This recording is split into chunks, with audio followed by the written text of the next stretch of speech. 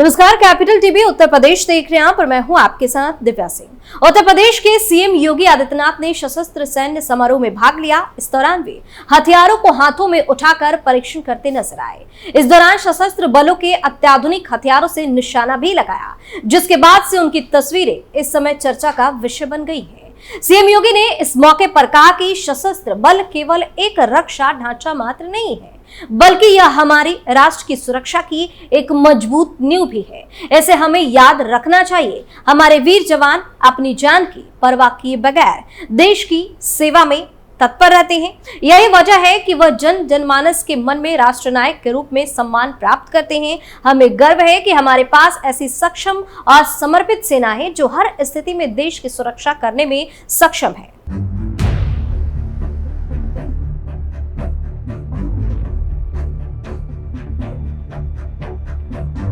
CM योगी ने कहा कि भारत की सेना दुनिया की अद्वितीय सेना है, जिसने सदैव अपनी ताकत, अनुशासन और तकनीकी क्षमता का लोहा न केवल दुश्मनों को मनवाया है, देश के अंदर भी सम और विषम दोनों परिस्थितियों में एक सकारात्मक भूमिका के साथ कार्य करते हुए अपना उत्कृष्ट प्रदर्शन और सहयोग दिया है। ये बातें मुख्यमंत्री योगी आदित्यनाथ ने मंगलवार को सशस्त्र सैन्य समारोह में कही। उन्होंने कहा कि इस भव्य समारोह में प्रधानमंत्री नरेंद्र मोदी की एकीकृत कमान, जिसमें थल, नभ और जल तीनों सेनाएं आपसी समन्वय से आसानी से कैसे दुश्मन को परास्त कर विजय प्राप्त कर सकती हैं, उसकी एक झलक हम सब ने यहाँ देखी। वहीं सीएम योगी आदित्यनाथ ने कहा कि भारत के बहादुर सैनिकों की सजगता का ही परिणाम है।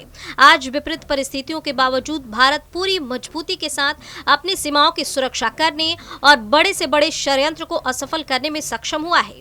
हमारे बहादुर जवानों का शौर्य और पराक्रम 140 करोड़ भारतवासियों को आश्वस्त करता है। यह हमारा सौभाग्य है कि उत्तर प्रदेश वीरों की भूमि है। देश के सुरक्षा के लिए हर युद्ध में हमारे नौजवानों ने महत्वपूर्ण योगदान दिया है।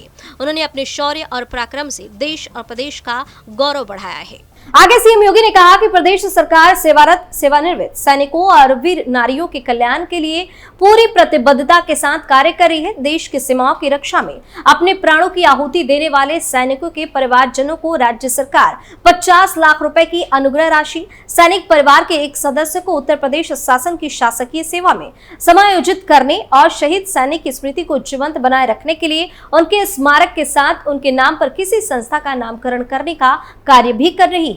मुख्यमंत्री ने कहा कि पिछले 10 वर्षों में प्रधानमंत्री नरेंद्र मोदी के नेतृत्व में भारत रक्षा उत्पादन के क्षेत्र में आत्मनिर्भरता के लक्ष्य को प्राप्त करने के लिए तेजी के साथ आगे बढ़ा है।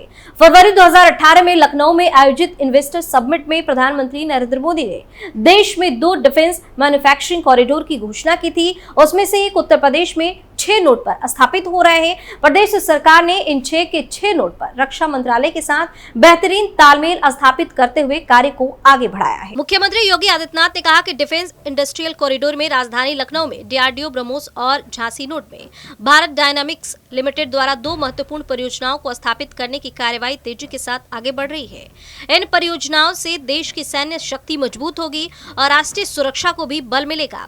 आधुनिकतम उपकरण और तकनीक का विकास भारत की ही धरती पर होगा, जिससे हमारी सेवा और भी मजबूत होगी। राष्ट्र रक्षा के इन प्रयासों में उत्तर प्रदेश सदैव अग्रणी भूमिका का निर्वहन करेगा। सीएम ने कहा कि डिफेंस कॉरिडोर से प्रदेश के युवाओं को व्यापक स्तर पर रोजगार के अवसर भी सुलभ हो रहे हैं। प्रदेश की राजधानी लखनऊ में फरवरी 2020 में डिफेंस एक्सपो का सफल आयोजन किया गया। डिफेंस एक्सपो निवेश की दृष्टि से अत्यंत महत्वपूर्ण सिद्ध हुआ है। उत्तर प्रदेश में डिफेंस सेक्टर से संबंधित HAL, ऑर्डिनेंस फैक्ट्रियां, भारत इलेक्ट्रॉनिक्स लिमिटेड आदि पहले से ही कार्यरत है। वहीं इसके विस्तार को लेकर राज्य सरकार प्रतिबद्ध है।